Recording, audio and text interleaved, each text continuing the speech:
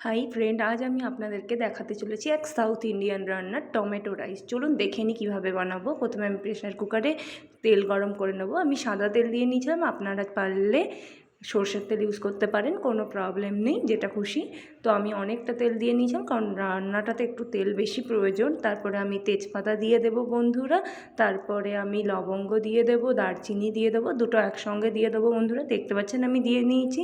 এরপর আমি শুকনো লঙ্কা দিয়ে দেবো বন্ধুরা। তারপরে আমি জায়ফল না জয়িত্রী, ঠিক কী বলে এটা আমি জানি না, তো সেইটা দিয়ে নেবো। জাবিত্রী ম্যাশ, আমি তো জাবিত্রী ম্যাশ বলি, বাট জানি না এটা কী বলে। তারপর মাস্টার্ড সিডস দিয়ে দেবো। এরপর আগে থেকে কুচিয়ে রাখা পেঁয়াজটা দিয়ে নেব, তারপরে ভেজে নেব বন্ধুরা। চলুন আমার পেঁয়াজটা ভাজা হতে থাক। তো তার মধ্যে আমি বলে রাখি, তো সাউথ ইন্ডিয়ান এই রান্নাটা আপনাদের কেমন লাগলো অবশ্যই আমাকে জানাবেন। আমি আশা করব আমার বন্ধুদের কেমন লেগেছে রান্নাটা আমাকে লাইক আর কমেন্টের সাহায্যে আমাকে বুঝবেন।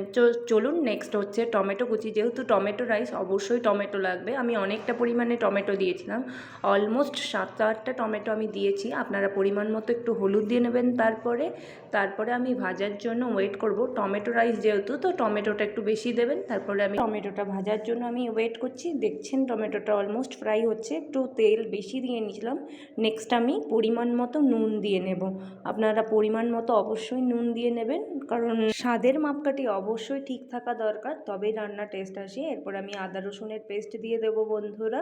তারপরে আমি একটু কষার জন্য ওয়েট করব, না হলে আদা রসুনের স্মেলটা আসতে পারে। তার জন্য আমি একটু আঁচ বাড়িয়ে দিয়ে মশলাটা কষার জন্য ওয়েট করব। তারপরে আমি পরিমাণ মতো আগে থেকে ভিজিয়ে রাখা চালটা আমি দিয়ে দেবো। আমি আগে থেকে ভিজিয়ে রেখেছিলাম, তো এই ভিজিয়ে রাখা চালটা দিয়ে নেবেন। আপনারা যতটা রাইস খাবেন ততটা পরিমাণে চাল দেবেন, আর ততটা পরিমাণেই টমেটো ইউজ করবেন।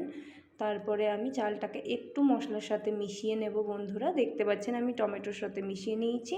তারপর আমি সামান্য পরিমাণে জল দিয়ে দেবো। এই জলটা সেই চাল ভেজানোই জল, তার জন্য জলটার কালার এরম। তো এই ভেজানো চালের জলটাই আমি দিয়ে দেবো বন্ধুরা। তারপরে একটু নাড়িয়ে নেব। তারপরে আমি পরিমাণ মতো জিরে গুঁড়ো, ধনে গুঁড়ো একটু পরিমাণ মতো দিয়ে নেবেন বন্ধুরা, যতটা প্রয়োজন হবে। তারপরে আবারও একটু মশলাটাকে কষিয়ে নিয়ে এরপরে আপনি পরিমাণ মতো জল দিয়ে দেবেন। ভাতটার সঙ্গে যেন জলের পরিমাণটা সমান থাকে, নাহলে তলায় লেগে যেতে পারে। তারপরে আমি প্রেশার কুকারটা দিয়ে ঢেকে দেব, এবং আমি 2টো সিটি দিয়ে নিয়েছিলাম বন্ধুরা। আপনারা 2টো সিটি দিয়ে নেবেন। তারপরে দেখতেই পাচ্ছেন আমার টমেটো রাইস। সো কী ভাবছেন, বানাবেন কি না? চট জলদি বানিয়ে ফেলুন, আর আমাকে কমেন্টের সাহায্যে জানিয়ে দিন। ভালো থাকবেন, সুস্থ থাকবেন, বাই বাই।